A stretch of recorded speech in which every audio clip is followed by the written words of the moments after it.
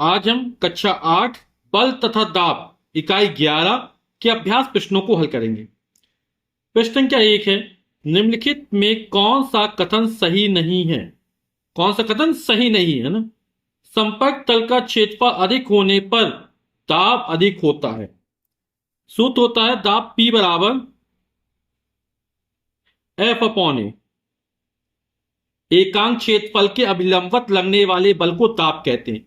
तो क्षेत्रफल का मान अधिक होगा बटे में ना, तो दाब का मान कम हो जाएगा। जैसे बटे की संख्या 1/5 हो, 1/7 हो, तो किसका मान ज्यादा होता है? 1/5 का मान ज्यादा होता है ना? तो क्षेत्रफल का मान बढ़ेगा तो दाब का मान क्या हो जाएगा? कम हो जाएगा। और इसमें क्या कह रहा है? संपर्क तल का क्षेत्रफल अधिक होने पर दाब अधिक होता है। तो गलत लिख रहा है ना? तो कौन सा कथन सही नहीं है? तो ये वाला कथन सही नहीं है। आगे पढ़ते हैं। वायुमंडलीय दाब का मान पारे के 76 सेंटीमीटर स्तंभ के दाब के बराबर होता है। ये भी बिल्कुल सही है। तो जो वायुमंडलीय दाब का मान होता है किसके बराबर होता है? 76 सेंटीमीटर स्तंभ के पारे के दाब के बराबर होता है। फुटबॉल पंप की कार्यविधि वायु दाब पर आधारित होती है। ये बिल्कुल सही है। द्रव का दाब बर्तन की पेंदी में सबसे अधिक होता है। जैसे जैसे गहराई बढ़ती जाती है वैसे वैसे दाब का मान बढ़ता चला जाता है। ठीक, तो ये तीनों कथन सही है, ये वाला कथन गलत हो गया।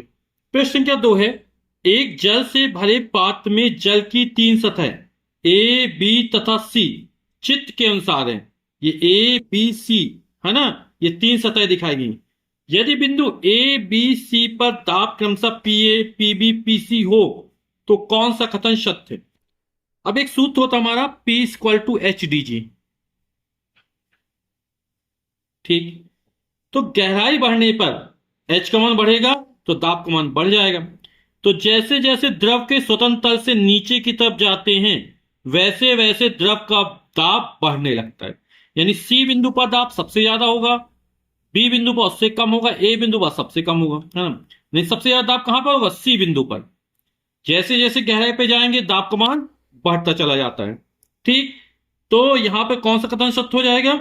ये सा वाला सत्य हो जाएगा। क्यों? पीसी पर दाब सबसे ज्यादा है, उससे कम पीबी में है, सबसे कम पीए में। तो पीए पर दाब लेस देन पीबी यानी पीबी से कम है, और पीबी में दाब पीसी से कम है यानी सबसे ज्यादा दाब किसमें है? पीसी में। तो हमारा सा वाला कथन सही हो जाएगा। ठीक, प्रश्न संख्या 3 है, रिया अपने लिए एक स्कूल बैग खरीदने दुकान जाती है। रिया की जरूरत को ध्यान में रखकर दुकानदार ने उसे 2 स्कूल बैग ए तथा बी नीचे दिखाए गए चित्र अनुसार दिखाए। आप रिया की स्कूल बैग चयन करने में सहायता कीजिए जिससे वह किताब कॉपी आसानी से स्कूल ले जा सके। अपने चयन का आधार भी स्पष्ट कीजिए। तो यहां पर आजकल किताबों में का बोझ ज्यादा बढ़ गया है ना, यानी किताबें ज्यादा हो गई हैं। अब किताबें बस्ते में रखी जाएंगी तो बस्ते का बोझ बढ़ जाएगा, है ना? तो हमें ऐसे बैग का चयन करना है ताकि रिया को उठाने पर दाब कम लगे, यानी कम बल लगाना पड़े। ठीक है, अभी सूत्र पढ़ा हमने, P बराबर क्या होता है? F अपॉन ए। तो क्षेत्रफल, बल तो हमारे पास उतना ही है, क्षेत्रफल का मान ज्यादा होगा तो दाब का मान कम हो जाएगा, क्षेत्रफल का मान कम होगा दाब का मान अधिक लगेगा, है ना? बल यदि फिक्स है तो क्षेत्रफल हमें ऐसे बैग का चयन करना है जिसकी पट्टी मोटी हो, यानी क्षेत्रफल ज्यादा हो। ठीक है, तो यहां पर इसकी पट्टियां मोटी नजर आ रही है ना, इसकी पट्टी नजर नहीं आ रही। ठीक, यानी बहुत कम पतली पट्टी है। तो जिसकी पट्टी मोटी होगी यानी क्षेत्रफल क्या होगा? अधिक होगा। उससे क्या होगा? रिया के कंधे पर दबाव कम पड़ेगा क्योंकि दाब का मान कम हो जाएगा। तो रिया को ऐसे बैग का चयन करना चाहिए जिसकी पट्टी मोटी हो, क्योंकि क्षेत्रफल ज्यादा होने से दाब कम लगेगा, अतः बैग बी का चयन करना चाहिए। तो इसका उत्तर हो जाएगा क्षेत्रफल अधिक होने पर दाब का मान कम हो जाता है, अतः रिया को ऐसे बैग का चयन करना चाहिए जिसकी पट्टी चौड़ी यानी क्षेत्रफल अधिक हो ताकि रिया के कंधे पर दबाव कम पड़े। इसके लिए रिया को बैग बी का चयन करना चाहिए। प्रश्न संख्या 4 है, एक स्टील की कटोरी को पानी पर रखते हैं तो वह पानी पर तैरती रहती है, लेकिन उस कटोरी में बालू भर देने पर वह डूब जाती है। ऐसा क्यों? जैसे हम लोहे की कील को पानी में डालें तो पानी में डूब जाती है ना। तो जो कटोरी होती है एक विशेष आकृति की होती है। अब उसके द्वारा हटाए गए पानी का भार या उत्प्लावन बल उसके भार के बराबर होता है, अतः कटोरी पानी में तैरती रहती है। लेकिन कटोरी में जब हम बालू भर देते हैं तो उत्प्लावन बल का मान जो होता है वो कम हो जाता है। किसकी तुलना में कम हो जाता है?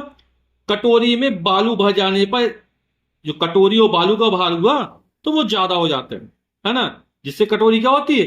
डूब जाती है। ठीक है ना? तो जैसे बॉयंसी फोर्स होता है, जैसे ये कोई वस्तु है तो भार कहाँ काम करता है? हमेशा नीचे की तरफ काम करता है। और उत्प्लावन बल बॉयंसी फोर्स ऊपर की तरफ काम करता है। यदि W का मान ज्यादा होगा तो वस्तु डूब जाएगी। ठीक, B का मान बराबर हो या ज्यादा हो तो वस्तु तैरेगी। यानी उत्प्लावन बल का मान वस्तु के भार से हमेशा ज्यादा होगा तभी वस्तु तैरेगी, या इसके बराबर हो तो भी तैरेगी सतह से चिपकी हुई। लेकिन ये उत्प्लावन बल कम है और भार ज्यादा है तो वस्तु क्या होगी? डूब जाएगी।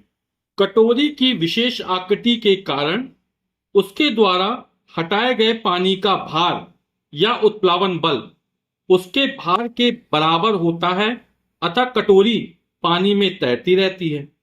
लेकिन कटोरी में बालू भर देने पर उत्प्लावन बल का मान इसके भार से कम हो जाता है, जिससे वह डूब जाती है। अगला प्रश्न है, एक ही आकार, रंग व आयतन के लकड़ी तथा लोहे के गुटके घन या घनाभाकार आकृति में बांधकर अलग अलग हुक से लटकाया गया है। ठीक है, एक लकड़ी का टुकड़ा है, दूसरा लोहे का गुटका है ना, और दोनों को क्या किया है? हुक से लटका दिया गया। आकार भी एक जैसा, रंग भी है, आयतन भी एक जैसा है। निकट ही पानी से भरा एक कटोरा रखा है। गुटके को बिना स्पर्श किए आप कैसे पता लगाएंगे कि कौन सा गुटका लोहे का है और कौन सा गुटका लकड़ी का है? तो यहां पानी से भरा कटोरा है ना। अब क्या होता है? लकड़ी का घनत्व कम होता है, लोहे के घनत्व ज्यादा होता है। ठीक है, तो जब इनको पानी में डुबाएंगे, लकड़ी के गुटके को और लोहे के गुटके को, तो लकड़ी का गुटका जो है वो लोहे के गुटके की अपेक्षा कम डूबेगा, है ना, क्योंकि लकड़ी का घनत्व तो कम है और लोहे का घनत्व क्या है? ज्यादा है। तो लोहे का ज्यादा भाग पानी में अंदर आएगा, किसकी तुलना में? लकड़ी की तुलना में।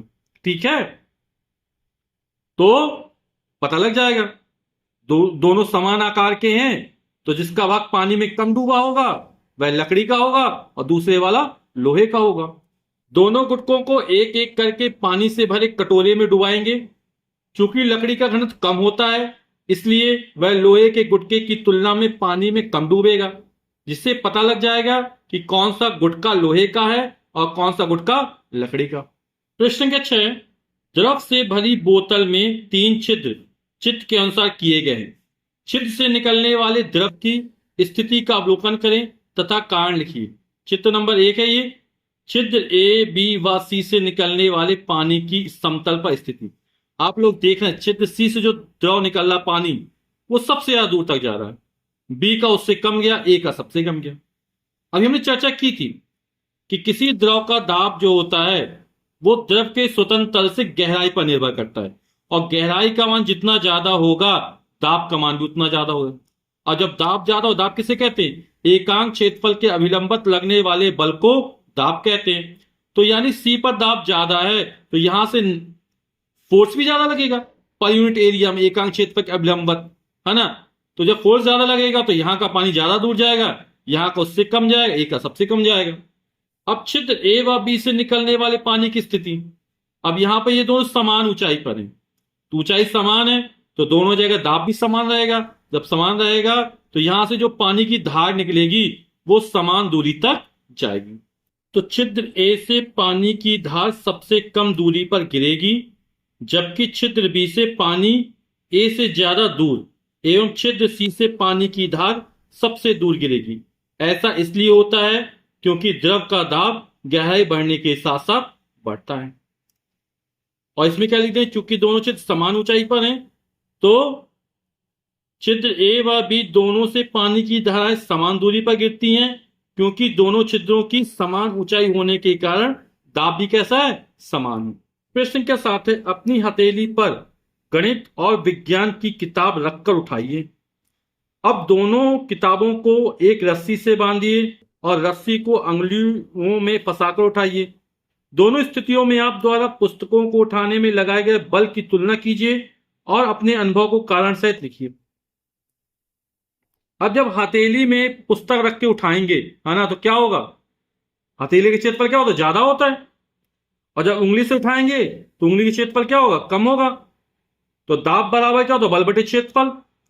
तो क्षेत्रफल ज्यादा होगा तो दाब का मान कम हो जाएगा, और क्षेत्रफल कम होगा तो दाब का मान अधिक हो जाएगा। यानी कि पुस्तक को जब उंगली से उठाया जाएगा तब दाब अधिक होगा, है ना, और जब पुस्तक को हथेली से उठाया जाएगा तब दाब का मान क्या होगा? कम होगा। तो दूसरी स्थिति में पुस्तकों को उठाने में अधिक बल लगाना पड़ेगा, है ना। एकांक क्षेत्रफल के अविलंबत लगने वाले बल को दाब कहते हैं। तो दाब अधिक होगा तो लगाए गए बल का मान अधिक होगा, है ना। तो दूसरी स्थिति में पुस्तक को उठाने में अधिक बल लगाना पड़ेगा क्योंकि संपर्क तल का क्षेत्रफल अधिक हथेली होने से दाब कम लगता है। तो दूसरी स्थिति में पुस्तकों को उठाने में अधिक बल लगाना पड़ेगा क्योंकि संपर्क तल का क्षेत्रफल अधिक हथेली में होने से दाब कम लगता है, जबकि संपर्क तल का क्षेत्रफल कम होने से यानी अंगुलियां दाब अधिक लगता है। ठीक।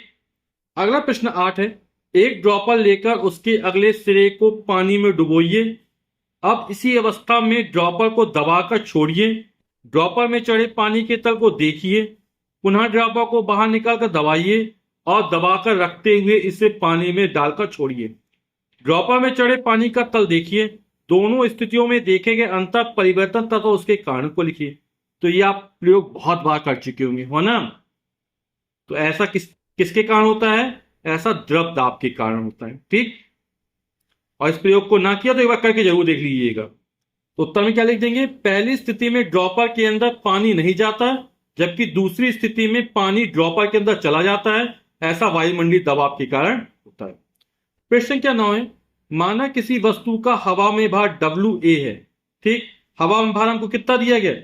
WA, एयर, एयर ही नहीं हवा। वस्तु को पानी में डुबोने पर उस पर लगने वाले उत्प्लावन बल WG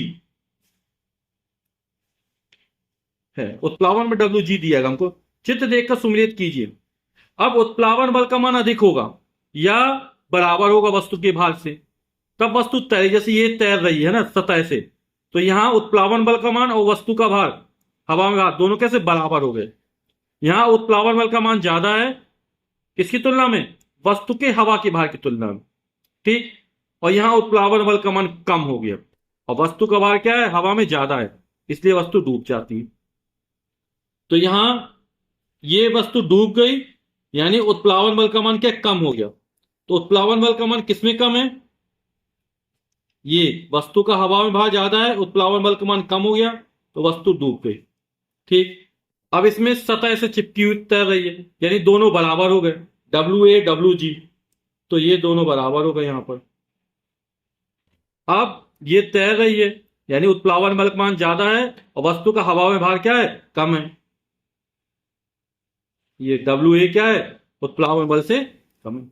अंतिम प्रश्न संख्या 10, एक पेप्सी कैन के खाली डिब्बे में 3/4 भाग तक पानी भरकर उसे गर्म किया जाता है। कुछ देर बाद डिब्बे का ढक्कन बंद करके ठंडा पानी डाला जाता है तो डिब्बा पिचक जाता है।